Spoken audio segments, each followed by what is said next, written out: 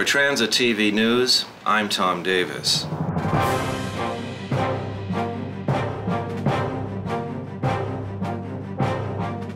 A top U.S. military officer said Tuesday that winning in Afghanistan will probably mean sending more American troops to fight the war.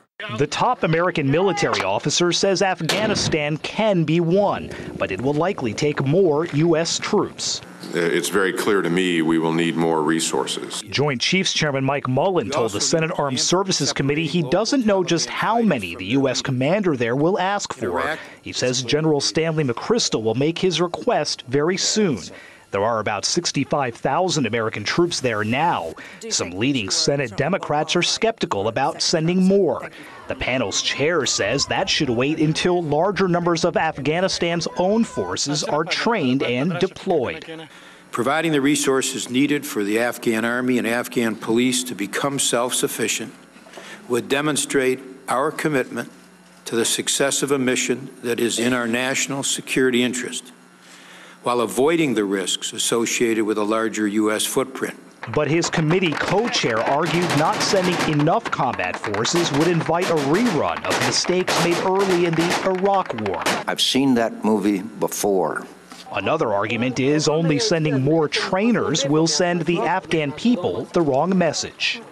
I believe the Afghan people and the Pakistani people are going to decide we're essentially on our way out. And for the U.S., that underscores the overall mission. It's not just on the battlefield. It's not as simple as trainers or not as simple as combat troops. Right. It's, are you committed? The White House says any troop decision is weeks and weeks away.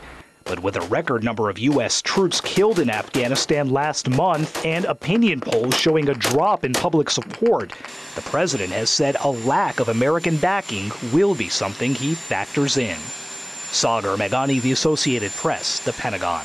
U.S. Special Forces aboard helicopters penetrated into Somalia and, guns blazing, attacked a convoy said to contain a top al-Qaeda fugitive. An al-Qaeda operative in Somalia is dead, and Islamist insurgents are vowing revenge against America.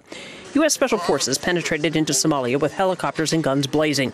Local officials say they attacked a convoy carrying a top al-Qaeda fugitive. What it will do is I think it will certainly make al-Shabaab leaders much more cautious when they're operating, because obviously the United States has very precise intelligence about their movements. The fugitive is a Kenyan citizen wanted for questioning. Investigators believe he's connected to the car bombing of a beach resort in Kenya and the near-simultaneous attempt to shoot down an Israeli airliner in 2002. 10 Kenyans and 3 Israelis were killed in the blast at the hotel. The missiles missed the airliner. Witnesses say 6 helicopters buzzed an insurgent-held village before 2 of the aircraft opened fire on a vehicle, killing 2 and wounding 2 others. The commando-style operation took place amid growing concerns that al-Qaeda is gaining a foothold in this lawless nation. As we know from the previous attacks, lots of innocent civilians were killed, and in those instances we feel that actually those operations may backfire because it just creates more enmity towards the United States. In this case, it was very surgical. For now, Somali officials are verifying the identities of the bodies. The insurgents maintain their promise to retaliate. Diane Kepley, The Associated Press. Police in Charlotte, North Carolina, now say a person of interest is in custody following the murder of a pregnant teenager. The girl was gunned down Monday as she waited for the school bus. The girl's adopted brother is now in custody. Local media report Mitchell faces charges of statutory rape and taking indecent liberties with a minor. Authorities say he's also a person of interest in Wright's murder.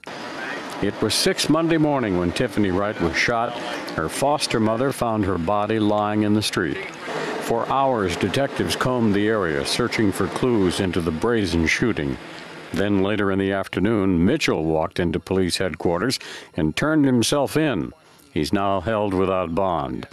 Police say the girl's baby is listed in critical condition at a Charlotte area hospital.